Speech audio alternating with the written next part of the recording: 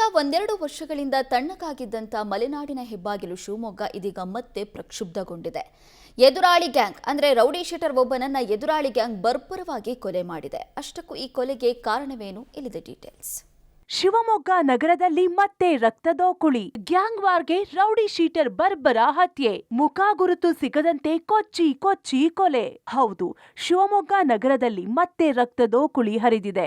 Gang ವಾರ್ಗೆ rowdy sheeter ಬಲಿಯಾಗಿದ್ದಾನೆ.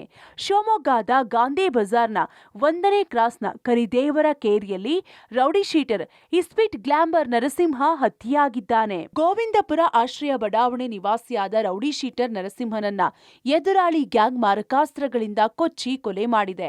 ನರಸಿಂಹನ ತಲೆ ಮತ್ತು ಕೈಭಾಗಕ್ಕೆ ಮಾರಕಾಸ್ತ್ರಗಳಿಂದ ಮನಸೋ ಇಚ್ಛೆ ದಾಳಿ ನಡೆಸಿದೆ. ದಾಳಿಯ ತೀವ್ರತೆಗೆ ನರಸಿಂಹನ ಕೈಗಳು ತುಂಡಾಗಿದ್ರೆ, ಮುಖ ಗುರುತು ಸಿಗದಂತಾಗಿದೆ. ಹಳೆಯ ದ್ವೇಷ ಮತ್ತು ರೌಡಿಗಳ ಗ್ಯಾಂಗ್ ನಡುವಿನ ವೈಷಮ್ಯವೇ ಈ ಭೀಕರ ಹತ್ಯೆಗೆ ಕಾರಣ ಎನ್ನಲಾಗಿದೆ. ಸದ್ಯ ರೌಡಿ ಶೀಟರ್ ನರಸಿಂಹ ಮೃತದೇಹವನ್ನ ಮರಣೋತ್ತರ ಪರೀಕ್ಷೆಗೆ ಮೆಗ್ಗಾನ್ ಶವಗಾರಕ್ಕೆ ಶಿಫ್ಟ್ ಮಾಡಲಾಗಿದೆ. ಏನಿಲ್ಲ, ಅವನ ಪಾಡಿಗೆ ಅವನು ಇದ್ದ ಸರ್, ಆಟ ಮಾಡ್ಕೊಂಡಿದ್ದ. ಅವ್ರ ತಮ್ಮನೂ ಇದ್ದಾನೆ, ಅವನು ಇದ್ದಾನೆ, ಆಟ ಓಡಿಸ್ಕೊಂಡು ಹೆಂಗೋ ಜೀವನ ಮಾಡ್ಕೊಂಡಿದ್ರು. ಸ್ವಲ್ಪ ಇಸ್ಪೀಟ್ ಆಡೋನು ಅಷ್ಟೇ, ಇನ್ನೇನು ನಮಗೆ ಅವ್ರದ್ದೇನೂ ಗೊತ್ತಿಲ್ಲ. ಅವನಿಗೆ ಈ ಥರ ಆಗೈತೆ ಅಂದಾಗಲೇ ನನಗೆ ಗೊತ್ತಾಗಿದ್ದು, ಇನ್ಯಾವುದು ನನಗೆ ಗೊತ್ತಿಲ್ಲ.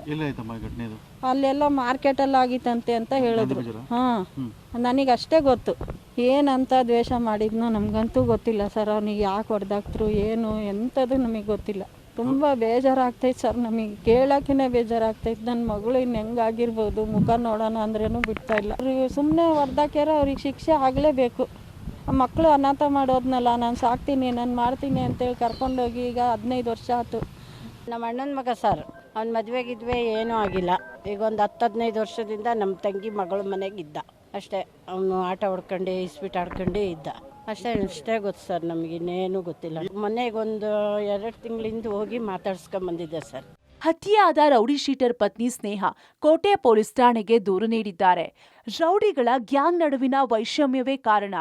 ಅಂಬು ಮತ್ತು ಆತನ ಟೀಮ್ ಈ ಕೊಲೆ ಮಾಡಿದೆ ಎಂದು ದೂರು ನೀಡಿದ್ದಾರೆ.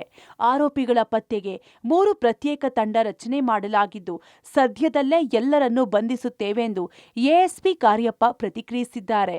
ನರಸಿಂಹ ಎಂಬ ಒಬ್ಬ ರೌಡಿ ಶೀಟರ್ ಆಸಾಮಿಯನ್ನ ಅವರ ವಿರುದ್ಧ ಗ್ಯಾಂಗ್ ಬಂದು ಮರ್ಡರ್ ಮಾಡಿದ್ದಾರೆ. ವೈಫ್ ಆದಂತಹ ಸ್ನೇಹ ಅವರು ಈ ಬಗ್ಗೆ ಒಂದು ಕಂಪ್ಲೇಂಟ್ ಕೊಟ್ಟಿದ್ದಾರೆ. ಕಂಪ್ಲೇಂಟ್ನಲ್ಲಿ ಅನ್ಬು ಮತ್ತು ಟೀಮ್ ಅವರು ಸೇರಿಕೊಂಡು ಮರ್ಡರ್ ಮಾಡಿದ್ದಾರೆ ಅಂತೇಳಿ ಕಂಪ್ಲೇಂಟ್ ಕೊಟ್ಟಿದ್ದಾರೆ.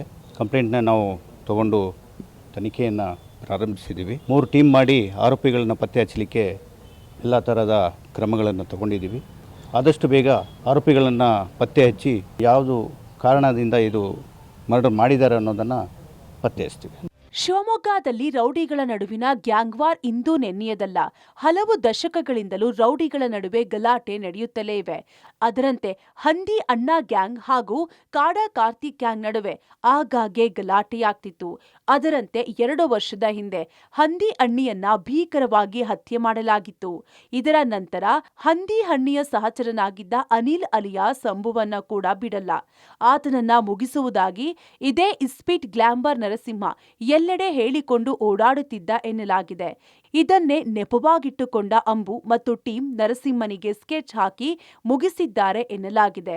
ಹತ್ಯೆಯಾದ ರೌಡಿ ಶೀಟರ್ ನರಸಿಂಹನ ವಿರುದ್ಧ ಶಿವಮೊಗ್ಗ ಠಾಣೆಯಲ್ಲಿ ಇಸ್ಪೀಟ್, ಗ್ಯಾಂಬ್ಲಿಂಗ್, ಗಾಂಜಾ ದಂಧೆ ಹಾಗೂ ಮರ್ಡರ್ ಕೇಸ್ ಸೇರಿದಂತೆ ಹಲವು ಕೇಸ್ಗಳಿದ್ವು. ಸದ್ಯ ಪೊಲೀಸರು ಹಂತಕರಿಗೆ ಬಲೆ ಬೀಸಿದ್ದಾರೆ. Naveen Puradal, public TV, Shivamogga.